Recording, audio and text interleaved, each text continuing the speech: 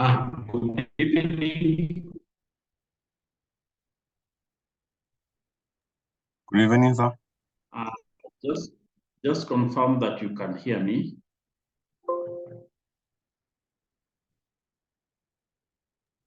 Yes, we can. I can. Okay, thank you, Bwana Sam. Thank you also, John Nyoka. So we will proceed from where we left.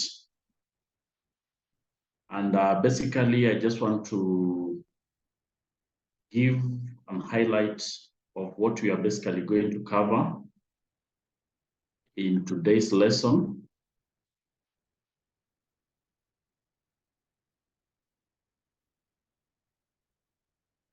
I don't know if, for those ones who did attend the first lesson, actually we covered a lot. And I'll just do a recap of what we covered in our first lesson and what we are going to cover today. Then thereafter, we are going to embark on the actual lesson. So last lesson we covered on data validation. Of course, we were using Microsoft Excel. Remember, it's one of the critical tools that we are going to use to do data analytics. We also covered the if function. We covered nested if function. We also covered the pivot tables. And in today's class, we are going to cover this run function. We're also going to look at the run between function. We're also going to look at the date functions.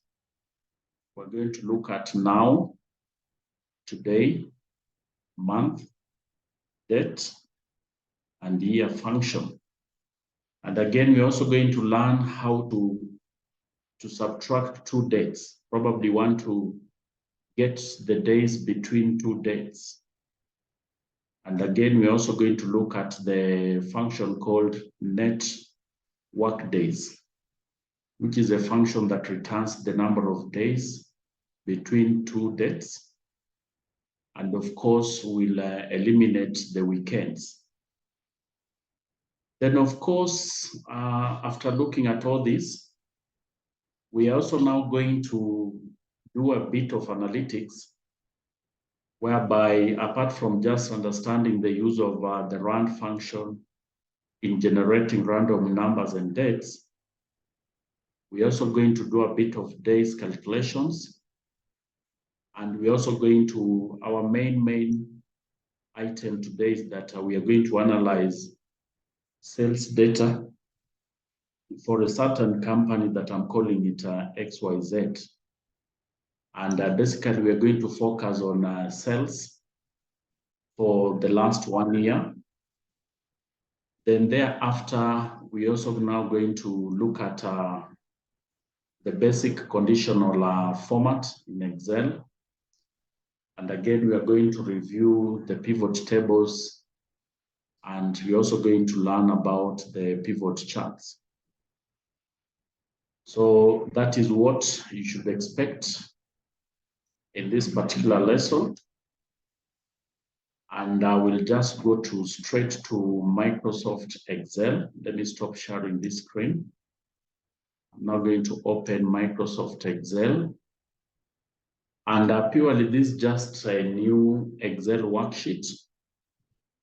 And I'll just go straight to the function that I mentioned. Now in this Excel, let me call it dates. This is the worksheet that is going to have the date functions. And our case study is that we are now going to assume that we are a company and we hire employees to work for us. It can either be on a contract, it can either be on a long-term basis, but of course our main area is to be able to get this. So here in this cell, we have the start date, and we're going to have the end date. Probably that is the date when the contract expired, or the last date when the employee reported work. So here, allow me just to use names, Mark, James, Peter, Anne, and Wycliffe. Now, for the start dates, we can type the date, but again, because we just want to use a function called rand, there's a function called rand. We can just say that rand. So now rand function, it can help us to generate numbers or dates. Like now, if I click on rand between, so I can say I want to generate random dates for the year 2022. And the random dates that I'm going to generate, I will provide what we call the bottom or the lower limit and the upper limit. So our key focus is the year 2022, and I can say that the lowest date is first. Our lowest date is first. It is 1st of January. Sorry, let me just type the date. We said that rand between. So here I will say this is a date which falls between January 2022 as my lower date, and my upper date should be probably 12th. That is December 31st, 2022. So when I press enter,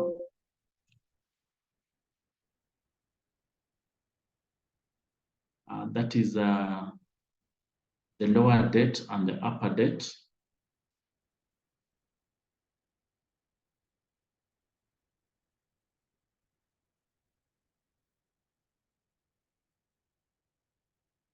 Excuse me, sir. Yes. Are you sharing your screen? Oh, you're not able to see my screen? Yeah. Oh, sorry. So sorry. Just allow me to share. I thought I had shared.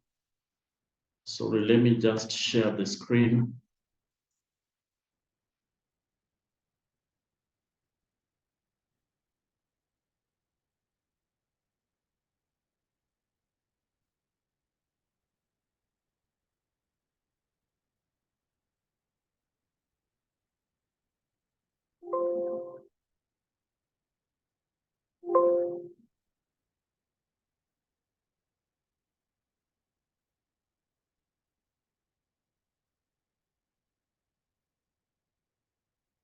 So allow me to share my screen.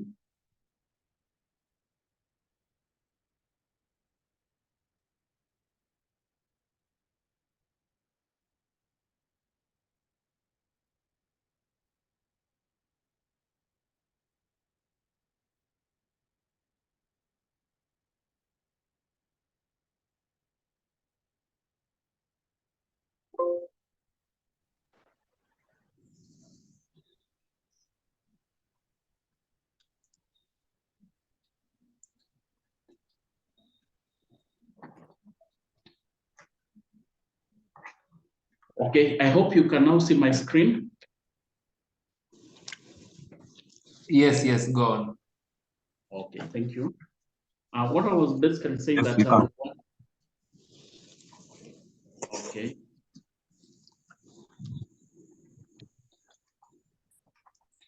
Okay, thank you.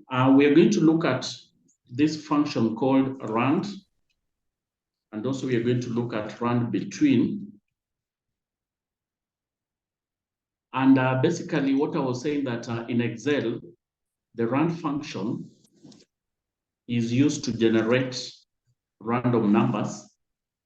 And probably what we can do just to demonstrate is that when you say equals to rand, and you open bracket and you close, you just say the function rand.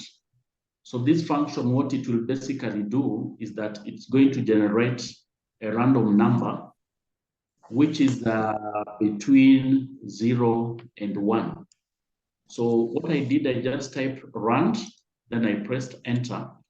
So if I copy the same formula here, you can be able to see that it will generate random numbers, which fall between 0 and 1.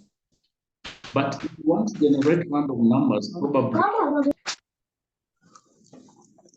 random numbers between 1 and 10, what we can say is that we can say that we can write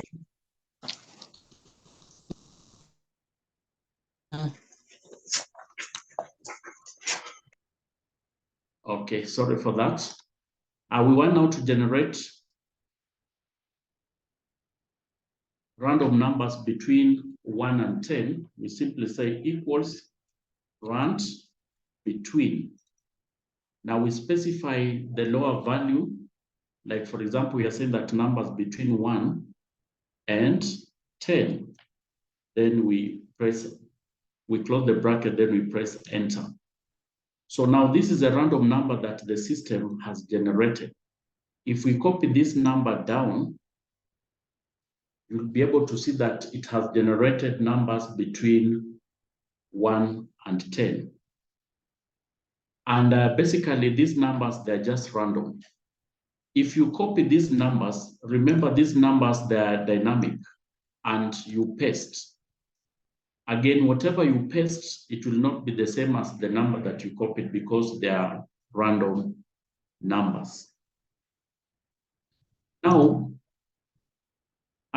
we are saying that we also want to generate random numbers for start date and what? End date. But before we generate that, I just want to demonstrate that if you have a date like 1st of January, the year 2022, and you have an end date, let me say 1st of January 2023, these are dates. It is possible for you to get the days, the number of days between these two dates. Assuming that an employee was hired on 1st of January 2022, and he worked all the way to what? January 2023. So ideally, in Microsoft Excel, it is possible to subtract two dates. Like for example, here, if I say equals this date minus this other date, then it is going to give me the number of days between these two dates. But of course, in employment, we usually have different methods of how people work or employees work. Remember, like weekdays and holidays, they are usually not work days for some other companies.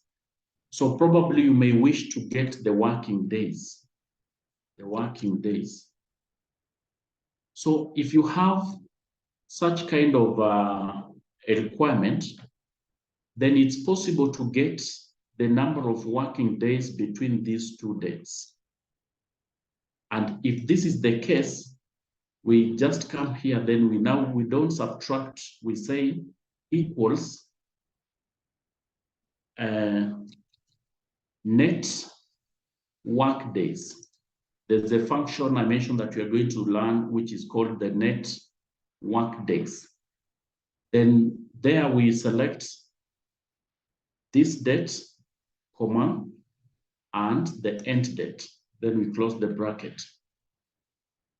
So here, the working days between these two dates is what? 260 days. And this function, net work days, it has eliminated the weekends. That is Saturday, Sunday, and also probably we also talk of the public holidays. Now, for example, if in a year, let's assume that this end date is the end of the year 2022, then we expect the number of days to be 300, and the difference between the two dates is 365 days. But the working days, the number of working days, if we exclude the weekends, we get is 260. Then maybe we talk of the non-working days. Non-working days. If that is the case, then for example, ideally we can just say that if these are the number of days and these are the working days. So 104 days, they are basically not working days. Now that is just a demonstration on how to generate random numbers. Number two, how to get the days between two dates, and also applying the net work days, that is the number of days worked between two dates. And ideally, what usually happens is that once we understand this kind of information, then we'll be able to do some computations, probably now when we have, for example, now the actual data.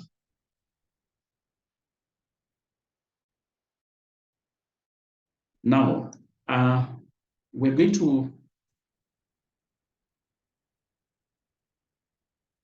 to have a look at a simple application of what we have discussed. And in this case, let me just open sheet 2. We have employee name. Probably these are casual staff who are paid on a daily basis. Then the start date. Start date. We have the end date. Then of course, we'll be expected to generate the number of what? Days worked. So in this case, we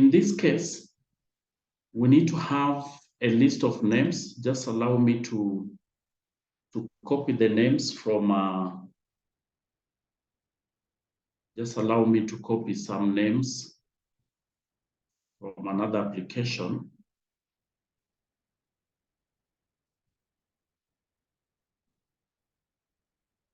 Or I can just type the names. Let me say Mike, James, Tim,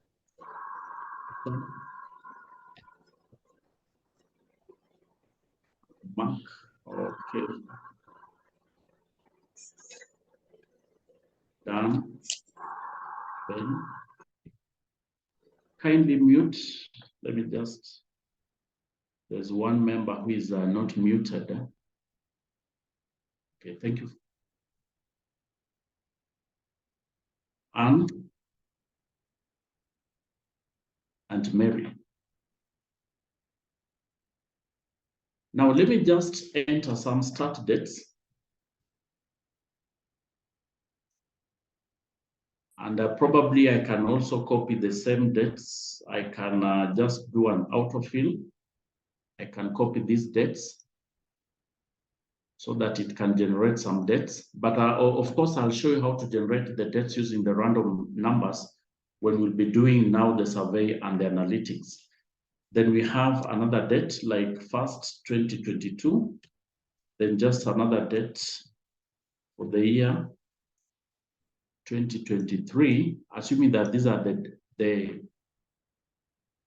dates.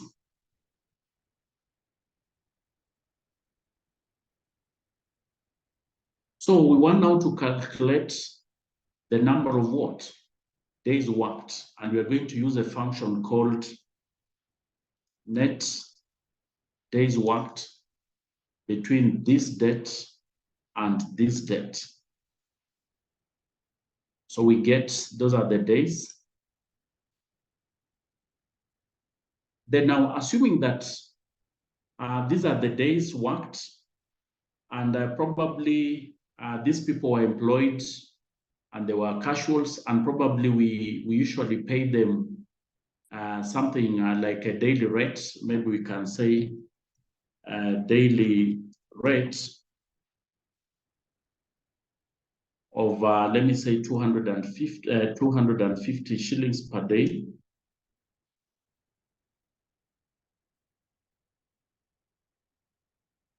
And probably before that, okay, yeah, we can go with that. So now, our main objective here was to calculate how many days these employees worked, given that we have the start date and the end date. So the days worked, they are actually indicated there. And of course, this could be like the daily rate. So now the pay, which will of course now just be the daily rate times the number of days worked. So in any situation whereby probably you have two dates, and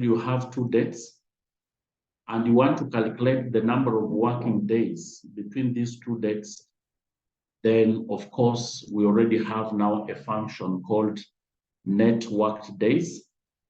Then from that particular function, you can be able to perform at least a random, you can be able now to get the days, then you do what? You do your calculations. Now, I want us to do a case study. Like for example, we have this company called XYZ. This company, they have the dates. They have the dates. Before we go to that, let me just mention something to do with another function that I mentioned. We have the month, day, and the year. So if you have been given a date, it is possible to extract the month from this particular date. You can extract the day, that is the date.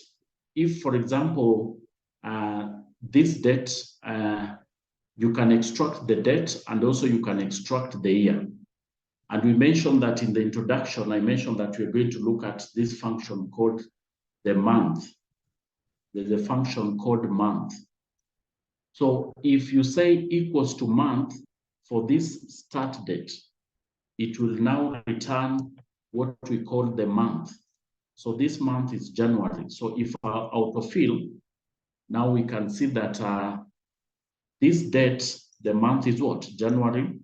This date, the month is February. This date, the month is March.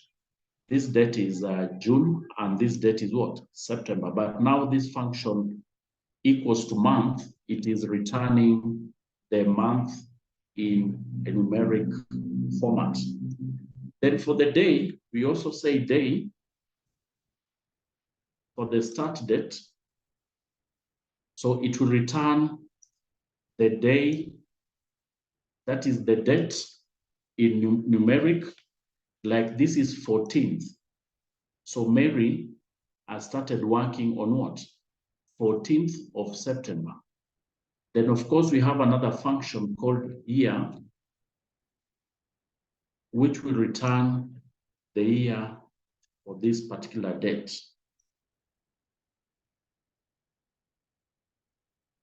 So all the dates here, they have the year what? 2018. And you are able to see the month. And you're also able to see the days. There's a very, very critical analysis that you're going to do with these functions. That is the month, date, and the year. So this is how we can be able to generate the day, the month, and the year from what? From a date.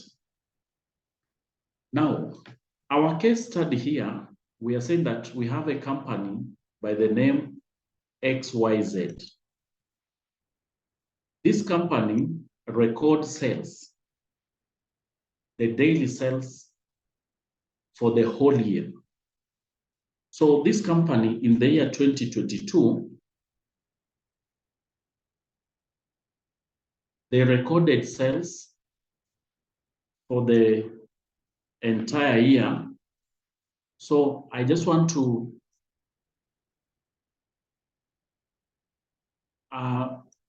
copy or to populate the dates for the whole year, that is the year 2022.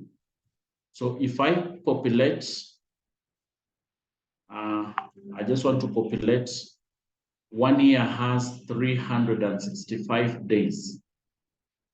So I'll be populating the entire days for the entire year 2022. So 1 year has how many days? That is 265 days.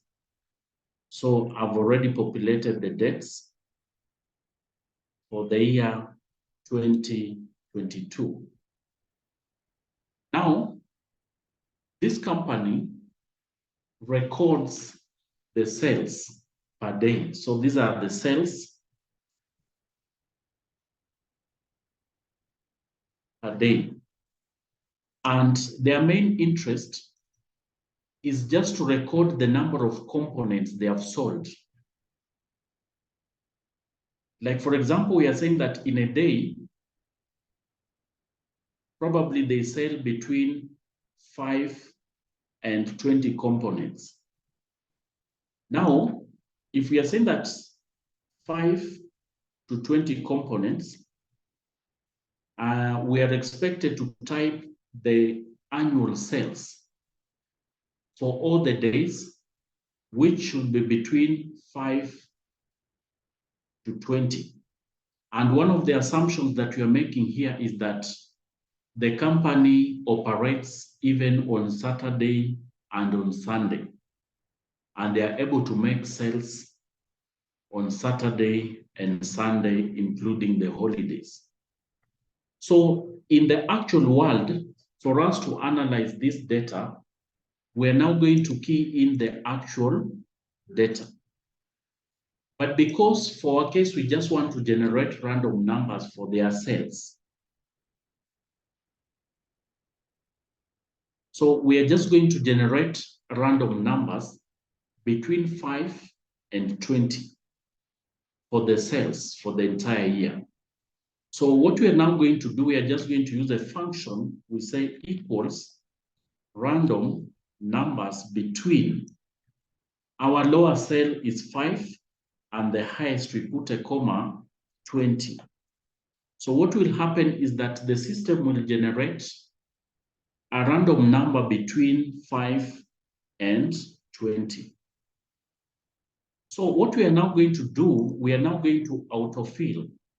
We are going to copy this number. We just click here and we autofill. So meaning that the system has already assigned the annual sales from January to what? To 31st December 2022. Now we are assuming that those are the sales figures that we have been collecting all the figures that we have. Now, I mentioned that random numbers, when you generate random numbers, these random numbers keep on changing. So if I copy the content of this particular column and I paste them here, I paste and the normal paste, you can now see that the numbers that I've copied, they are actually different from the ones that the system generated. But now I'm going to do a special paste called values. So I'm just going to paste values, and the values here, they are actually not random numbers. Remember, I've just pasted the values, which means now the numbers that the system generated here, the ones that I've copied, they are actually now true numbers, but they are not dynamic numbers like the rand numbers. So I can decide now to delete the two columns so that the numbers that I've generated here, they are actually numbers between 5 and 20. And these are now the sales for the entire year 2022. Now, the genesis, what we are driving at, the company has requested you as a data analyst to analyze the sales data and probably come up with a conclusion that we usually have more sales on the first day of any month. Mwalimu, can I ask a question? Yeah, please ask. Please just repeat quickly on the new numbers. I just missed on the list. Okay. Okay, thank So you. for that question, before I repeat, I first want to explain basically what we are doing. And I'm saying that as a data analyst, we have been given a task to analyze the sales data for a certain commodity sold by a company called XYZ. So what we have done, we have tabulated the dates for the year 2022 from the first date to the last date. And what I just want to mention is that if you want to generate, for example, sequential dates, there's a formula called autofill. So you just type the first two dates, then you autofill. You just autofill. Now here we want to generate the sales, the daily sales. Now, what we are expected to do here in the actual world, assuming that you have been given data, you will actually key in the components sold for each and every day.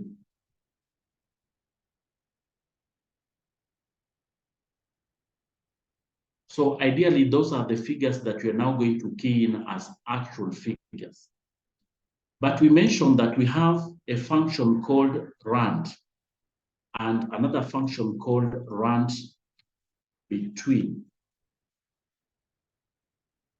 Now, this function called rand, we say equals rand. It's a function that can generate a random number that is more than 0 and not more than 1. So if I just say equals rand, it is going to generate for me what? A random number which is which is more than 0, but it's not more than 1. So if I autofill, the system will generate for me these random numbers. But for our case, we want to generate random numbers which are between 5 and 20. And that is why we are not going to use the rand function, but we're going to use a function called rand between. So for you to use this function rand between, from here you can see we have the lower figure and the upper. They are calling it bottom and up. So the lower figure here, it's 5 and what? 20. So we are saying that we are now generating random numbers between 5 and 20.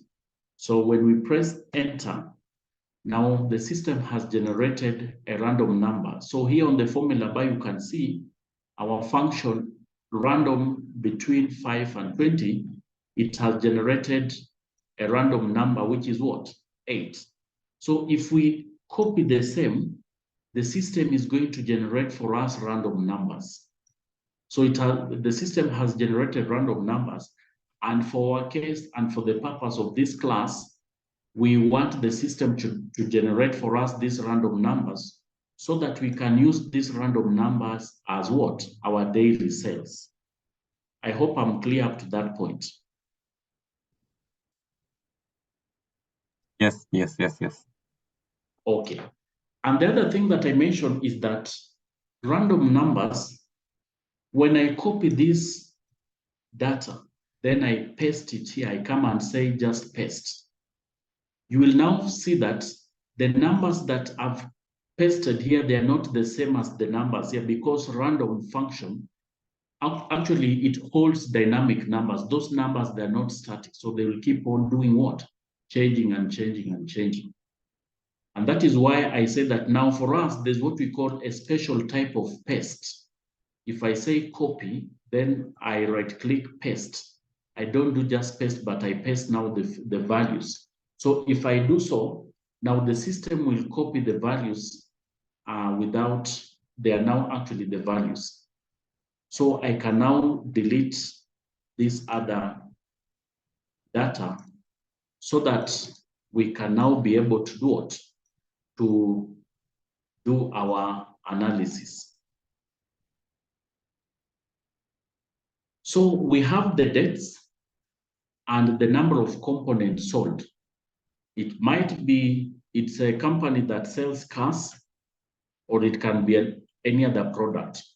But what we are interested is that this company sells this product between 5 and 20 on a daily basis, including weekends, holidays, etc. Now, what the company has requested me or you as a data analyst is to try and understand the dates when they usually have the highest sales. Like for example, in a month, we have the month start with date 1 all the way to 30th or 31st or to 29th, depending on the month. So now here we already have the sales. Now from this date, we want to pick what we call the day. So here, we now have a function that we have mentioned called day, which returns the day of the month.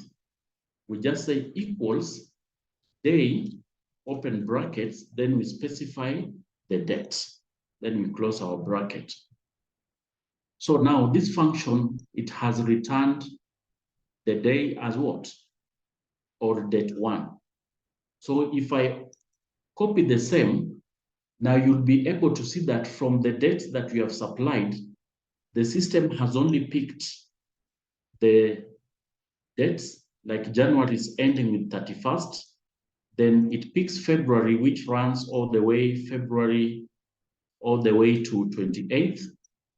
And again, now March runs all the way to what?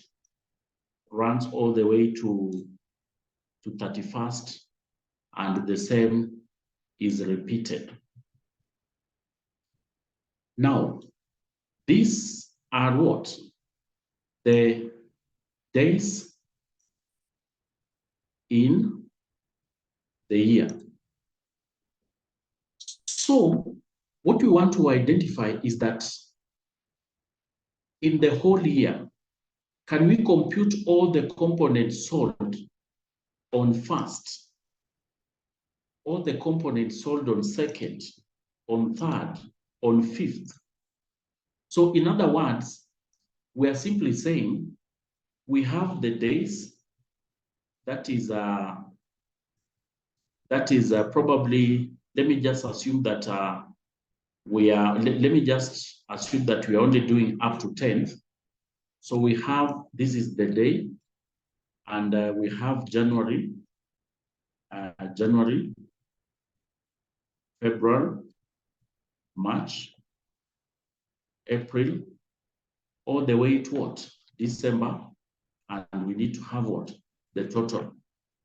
So if you don't have the analytical tools, or if you don't understand how you can achieve all this, we can simply say that 1st of January, 7 components were sold. So I'll come here and key in 7. Then again, I said that February 1st, how many components did they sell? So I go to February. February starts here. So they sold how many components? It was just, February is this one. Let me just highlight. These are, let me use a color that is a bit friendly. Yeah, so February 1st, they sold 11 components. Then March, I will again go to March. And I said that the first day of March, they sold, the first day of March, they sold how many components? That is March. March, they sold 17. March, they sold 17. April, probably 19. You'll do all that up to December, probably 9. Then from there, we get the total, which is equals to sum of what the company sold. Just allow me to demonstrate this.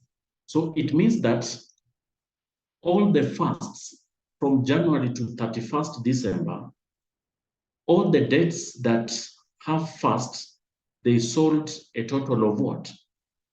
61 components. So the same, you can do the same for all the dates. Of course, now there are other months that don't have date 30th, 31st, others like February, it ends with 29th or 30th. So we expect such kind of variations. But now you actually understand where we are coming from. Now, what we have done is that we have now generated the days from what? From the dates that we have been given. Now, for us to be able to get the total sales for that first, that second, that third, all the way to what? All the way to 31st, we mentioned in our last lesson that we have a function called, we have what we call a pivot table. So now pivot table, what it will do, it is actually now going to help us calculate the total sales for this date for all the months. Okay? Now, this pivot table, we mentioned that for us to use the pivot table, we'll simply click in the data that we want to analyze. We go to Insert, then we click Pivot Table. Then, once it generates this Create Pivot Table, it will prompt us to select, do we want to create our pivot table in a new worksheet or in an existing worksheet? So as we are picking what? Existing worksheet. So we click here. So where do we want the table? We want our table to be just here. Then we click OK. So from there, we now need to understand that our analysis, we are now going to pick the what we call the pivot table fields. So we are saying that this day will be in our row column, and our daily sales will be in what? In the value.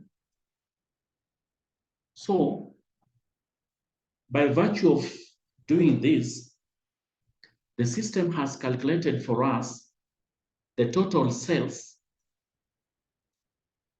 all the total sales that happened for date 1, which actually is 140 1 components. Date 2, they sold 159. Date 10, they sold 139 components all the way to what? To the last date, which is what? 31st. So we have now actually broken down our 1 year data. We have analyzed it into summaries for just 31 days. Now, from this data, it is possible to make some insights. And at this point, I will introduce something called conditional format. Like now, if I pick this data, remember it will be difficult for me, it will be difficult for me to analyze this data or to make any decision based on this data when it's in when this data is in figures. I will not really be able to tell like which day had the highest sales. So what I'll do, I'll just select this data. I can select, I'll just select this data. Allow me just to select from this point to the top here. I have this data. Now there's something called conditional format. Probably let me just, rather than applying it there, maybe I can just have another sheet. We call it conditional format as part of analytics. Like we have,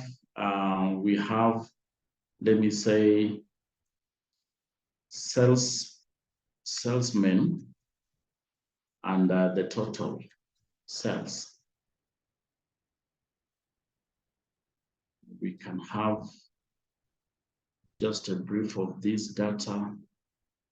These are the sales people and probably what they sold.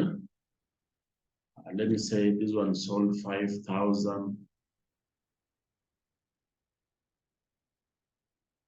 This one sold 15,000. This other one sold 45,000.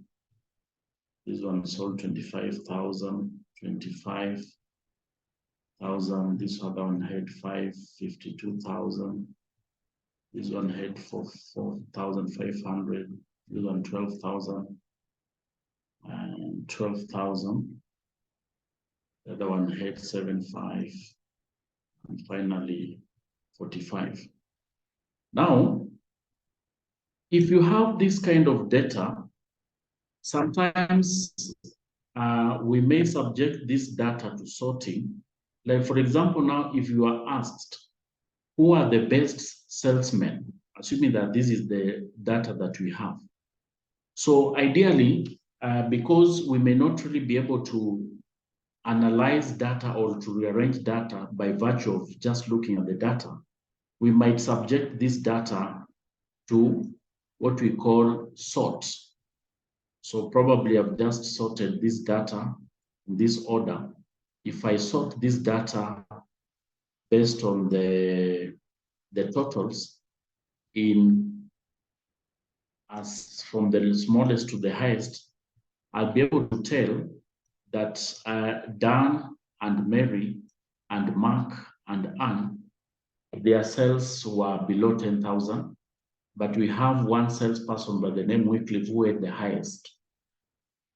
So that is one way you can sort data, then you make some insights. But if we have the original data in this format, there is a way you can actually format it in that you apply what we call conditional format. So now when you apply conditional format, you can say that the highest sales, like for example, now we have been told that for those salespeople whose sales is probably greater than 50,000, and let me just use greater than 50,000, these are actually performers. Yeah, these are actually, they're above average. And probably any sales person who sells less than 5,000, then this salesperson, in terms of ranking, we can say below average. So maybe he has a problem, and probably we need to do something. Now, assuming that we don't want to sort the data, but we just want to format the data so that we are able to pick some trends. So I can select my total sales, then I come to conditional format, then I click on what? The highest cell rule. So if I click on this rule called greater, yeah, it will allow me to put a function. Like for example, now I'm saying that any cells, like here we are saying that cells above 50,000, they are what? Above average. So I can just come here, then I say cells above 50,000, they should have which color? You can fill this data with, let me say yellow. I'm not good in colors, but let's say that with the yellow. So if I have, allow me just to repeat the same names, but allow me to just add in more data so that our insights can really make a lot of sense.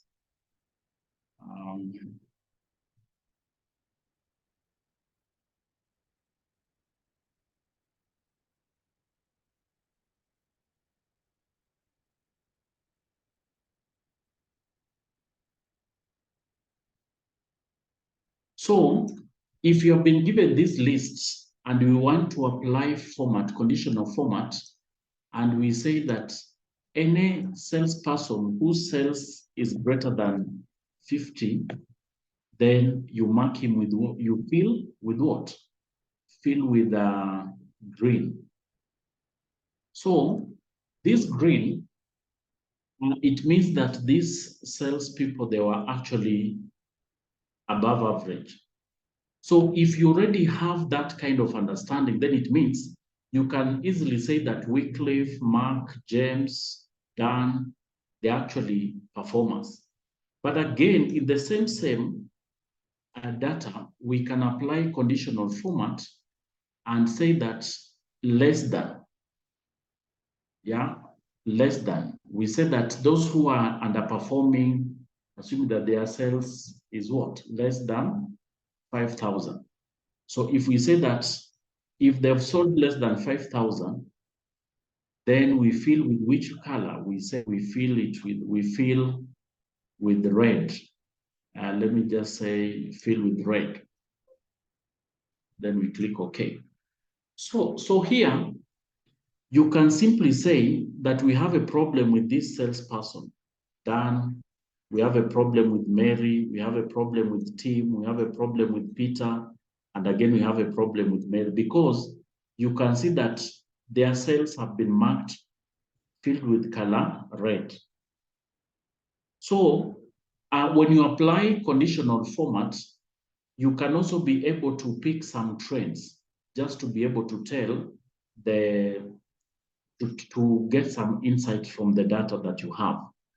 Now, we want also to apply the same in our sales data. Remember now, this is the data that we analyzed. And probably here, we want to assume that sales, if the daily sales were above, let me say, anything greater than 75,000, was actually good.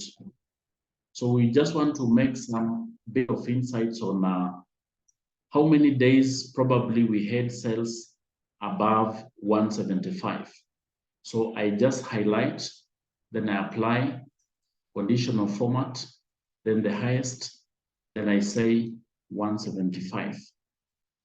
So I click OK. If our target was at least to sell each day, to have this kind of sales, the combined days, whatever, you'll be able now to see that at least on third, that is when we had the highest sales. Maybe the worst, again, and let me just expand the scope, assuming that we are talking of conditional formats. We are talking of around 160. So assuming that that is the case, then you can be able to say that actually the best days for any sales, it's third, 8th, 11th, 12th, 17th, 18th, and probably 29th. So from what we have done, we are now able to say that at least the following dates, they usually have what? The highest sales. So when you're making decisions, for example, now, probably now you want to be sending people on on off days and all that. You can imagine that you already have statistics for 1 year that on third, that is when we have the highest sales. Then probably the lowest sales, again, I can just come here and apply a conditional format. And I say that for less than, let me say for less than 120, then of course now you fill this with which color? Maybe green. So then we say, okay. Now from here, you can be able to see that the days which are always challenging, you don't expect much sales. It is 21st, 23rd, and probably 31st. And at this point, I just want to register that we have made some insights based on the data that we have. But again, based on the analysis that we have captured, you can still decide to do what we call a chart. You can insert a chart based on this pivot table. Maybe now we have these types of charts, and we want to apply this type of a chart. So this chart basically gives us analysis of our sales. And if we increase the chart or the size of the chart, you can be able to make some insights. Like for example, typically here we are interested, like if you look at this third, this both for third, it had actually the highest. This third, you can see it had the highest. This one also had good sales, also with the 18th. But again, you can always change the chart style so that you get more insight. Probably I can now use the line chart so that instead of using the bar, I can have this type of charts. So from the information we have,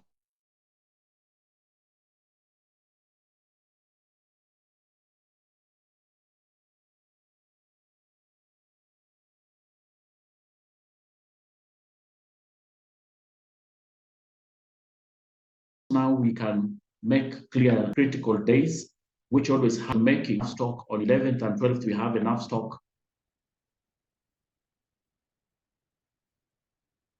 Okay, thank you for that question.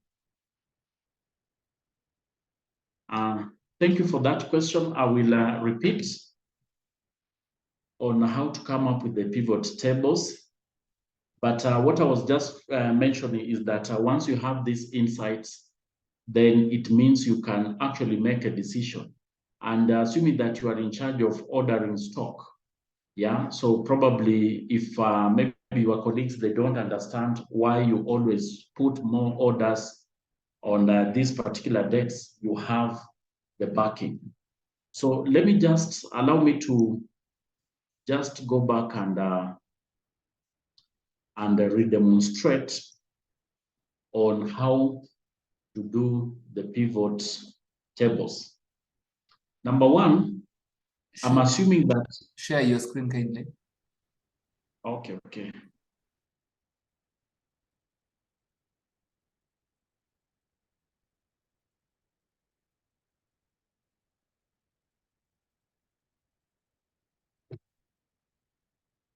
Thank you. Just confirm that you can see my screen. Yeah, you are good. Okay. So,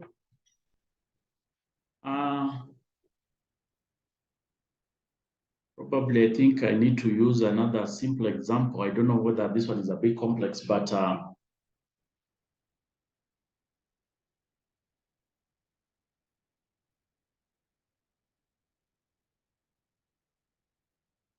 so let me just use the same example because this example probably it will make a lot of sense. We mentioned that we record our daily sales. And for this particular company, XYZ, we recorded the sales from the first day of the year, that is 1st January, all the way to 31st December. And we also mentioned that we have captured the daily sales in terms of what they sell on a daily basis. Then, the other thing that we also wanted to understand or to make insights is that we want to pick the dates from the days that we have been given. And we have used what we call the day function to get all the days for the year. But because now we are not able, we want to analyze the sales, the daily sales, that is the sales for each and every day. We say that we have a function called, or we have this tool called the pivot table. So pivot table does actually groupings. So if I click in this data, then I click on the pivot table, you can see that Excel has selected my data. Then it is now prompting me here whether I want to generate this pivot table in a new worksheet or in what? In an existing worksheet. This time around, we can generate this data in a new worksheet. So I'll just click in a new worksheet, then I click OK. So now, what we want to achieve is we have repeating data. Those are the days. So these days, we'll actually click on the date and we drag it to what? To the column. So you are able now to see the dates under the days from 1st to 31st. But again, we want the sales. Now, these sales, we can use the total sales, or of course, we may wish just to get the average. Yeah, remember we talked of the total. So the moment you drag the daily sales, you just drag the daily sales to the value. Yeah, we have a function, we have functions here. Like for example, you can say you want to sum or you can say that you want what? The average. So average means how many components do we sell on average for these specific days? So let me just change the function to average. Okay, average, it has given me the data together with decimal points. I can just format this data to have, okay. So the moment, just a minute, we can format the data to 2 decimals, to 0 decimals, so that we have the components in whole number. So we are basically now saying that from this pivot table, the average sales for day 1, it is what? 12 units. For the second day of the month, you expect to sell 13. For the third date of the month, you expect to do 15 components all the way to the end of the month. So these are now the average sales. Assuming that this data that we have analyzed, it is probably for example, for 5 years, and all the factors are constant. So we expect that the daily sales that we'll be recording will be closer to what? Above 12 or slightly below 12, because that is the average. So assuming that we get sales, like for example now, assuming that we get sales of 2, of course it is outside the average, and probably as the person in charge of sales, I will actually question. But if the sales team, if they come and they tell me that today we have sold 13 components, of course it is within the average. If they tell me that this day we sold 10, it is within the average. But if they come and tell me that now for this day we sold 25, probably you find that it is above the average, and probably there were some underlying factors. Assuming that based on the analysis that we did, all the factors remain constant, then of course you realize that the data is above, and probably you may wish to understand probably what were the other factors that caused the sales to be above what we expected. And for example, on 10th, assuming that they just sell 1 component, probably you also need to understand why, and probably they'll also give you the reasons.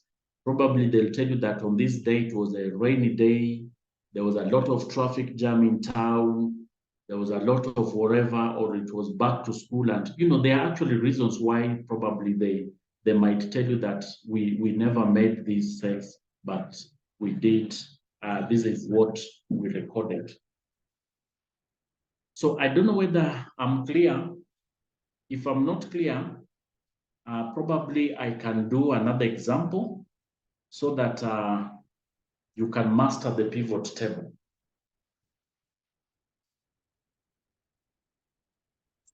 Mwalimu, I'm good. Just how did you change the sales to average? Hapo nimemiss kidogo. Okay. So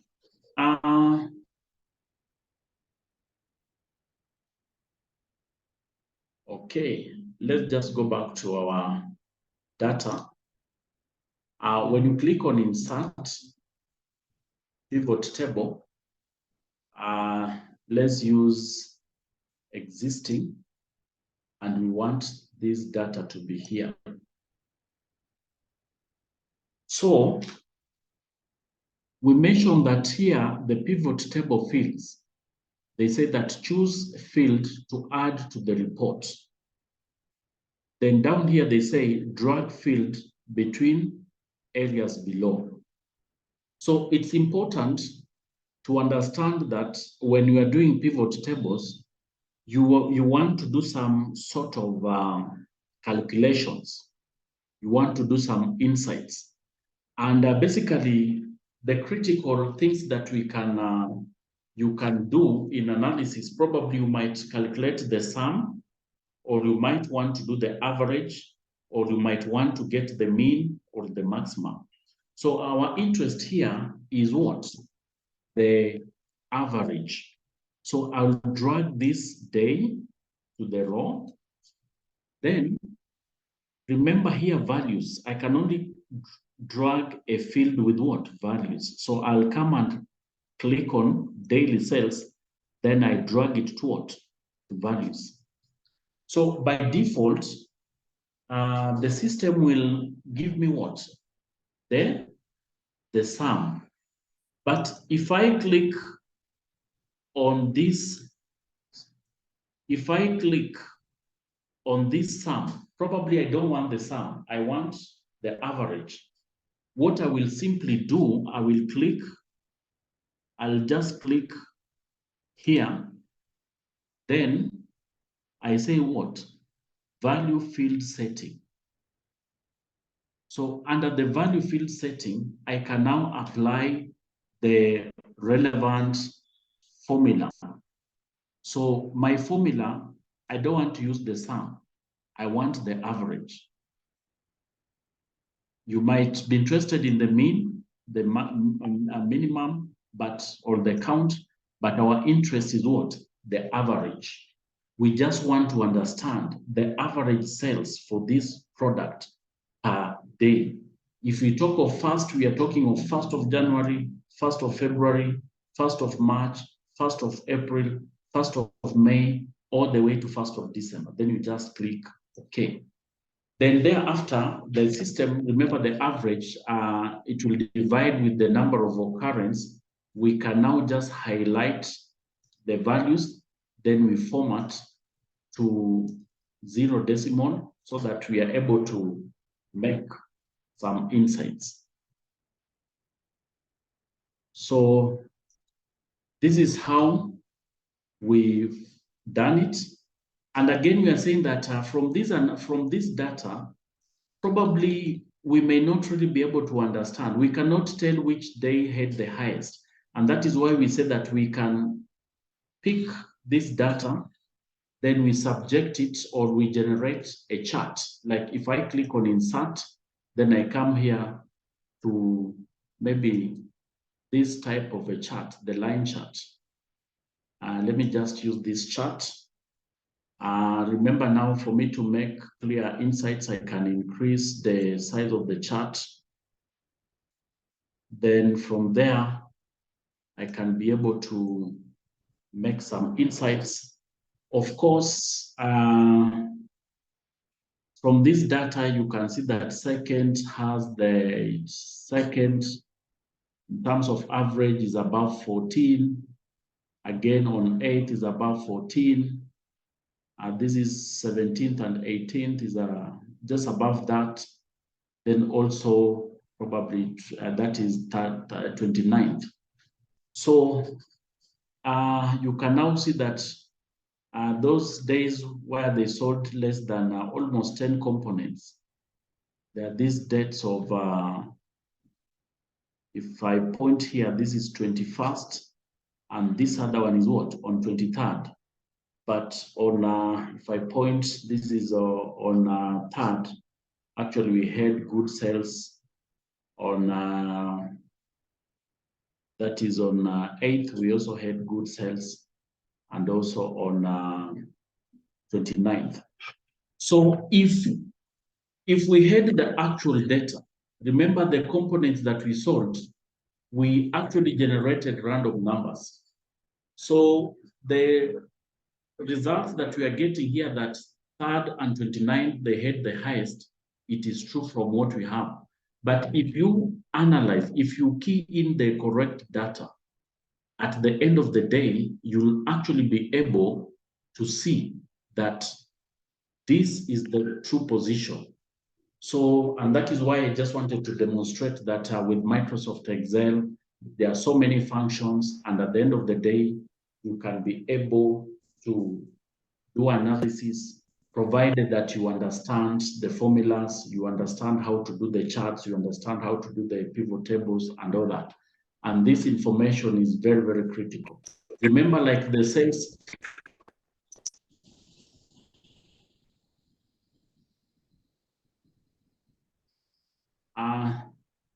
Bwana Maurice, you want to say something?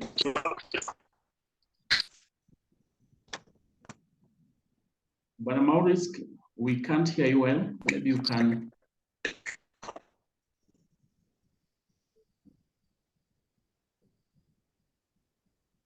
Bwana Maurice, I don't know whether you can put it on the chat so that we.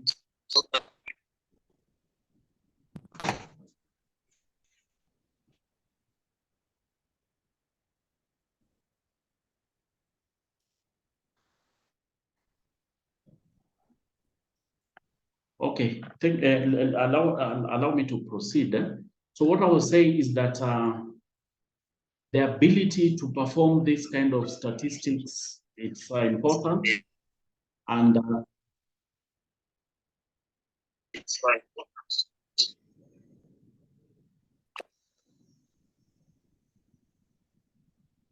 Bwana Morris.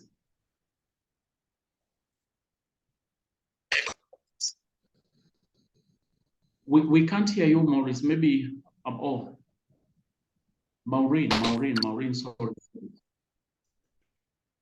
You're trying to put something across.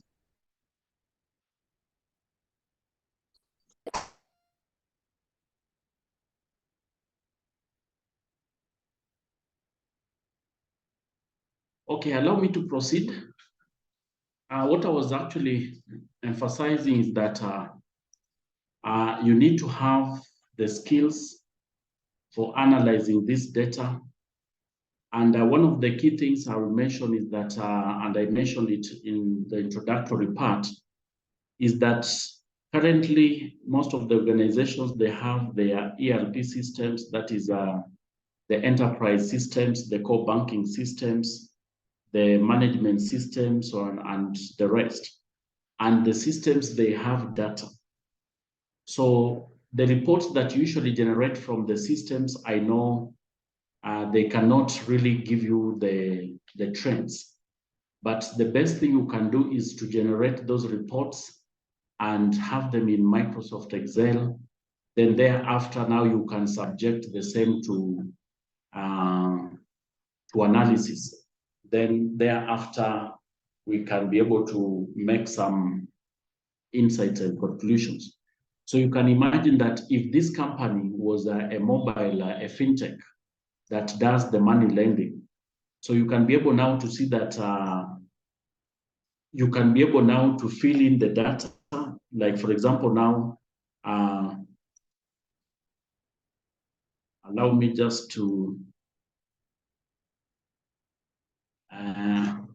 allow me just probably to repeat the same. Let me just do something so that maybe again you can have more insights. So this company, it's a fintech. The funds disbursed in a day. So assuming that this company is a fintech and they disburse funds on a daily basis, and we are saying that we can use the range between function. On a daily basis, this company is giving out, let me say, 250,000 to 850,000 daily.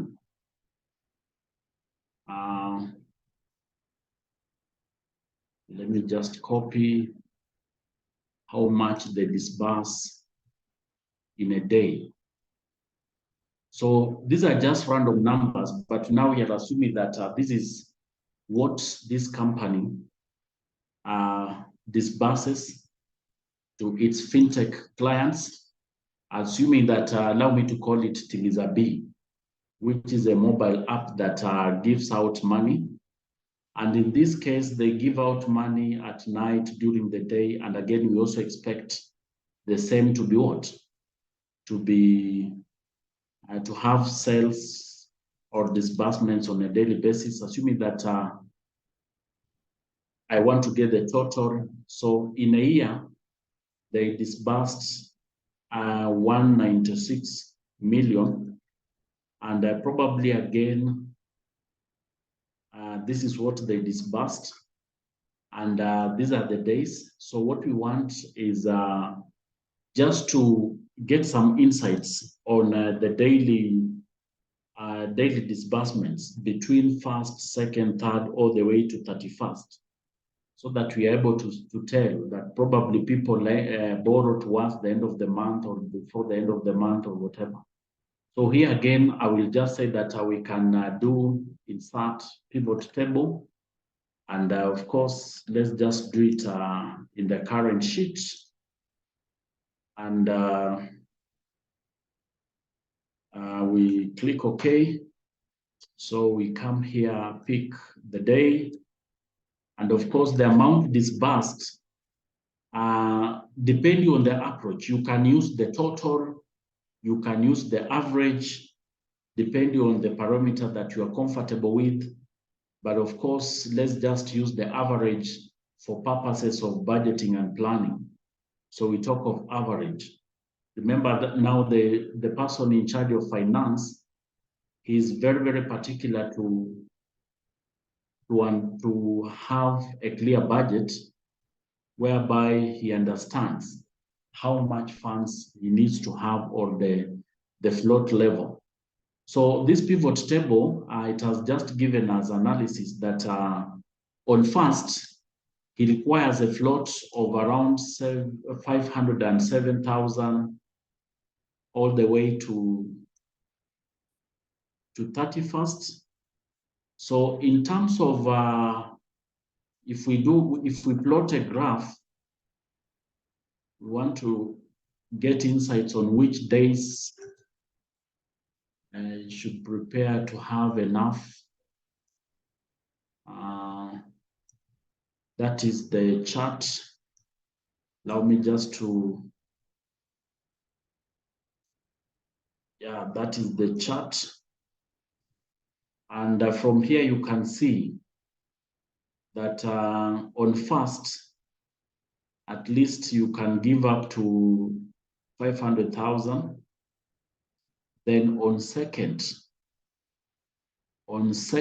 you give 617. So what does that mean? Probably it means that when people are paid on first, they will spend what they have, but again on second, they'll be knocking. Then again, on this particular one, that is on 20th, when the month is just around the corner, yeah. Again, you expect the borrowings to increase. Then again, at this particular point on 29th, just before they get salary, they do a lot of borrowing. And actually, allow me to remind you that the data that we are using is purely random numbers. So we are not going to get the true position, but we are able to get some insights. And going forward, it is possible that if you have the actual data, you'll actually be able to get the trend, you'll be able to make the right decisions, you'll be able to understand actually what happens in that particular environment. And that is why we are saying that data analytics is very, very critical for planning, for decision making. Once you understand how to analyze data, once you have the right tools, you cannot go wrong in terms of decision making, unless where the variables, the environmental factors change. Yeah, like what we had during COVID. But if the factors remain constant, we expect the same results. And I mentioned in the introductory bit that nowadays companies, they rely on big data, they rely on the data that they have. They are able to craft a product. They are able to understand the behavior of customers. And by doing that, they are even able to come up with new products and even improve on the product that they have. So for today, I think we can stop at that point. But of course, I will, the materials will be shared, but again, allow me to work on an exercise that I will share with you. I expect you to go through the same and be able to generate at least the pivot table. You do a chart so that going forward, you are sure that you have had some understanding. So allow me just to stop sharing. Then we can take up some few questions here and there before the class ends. So any question?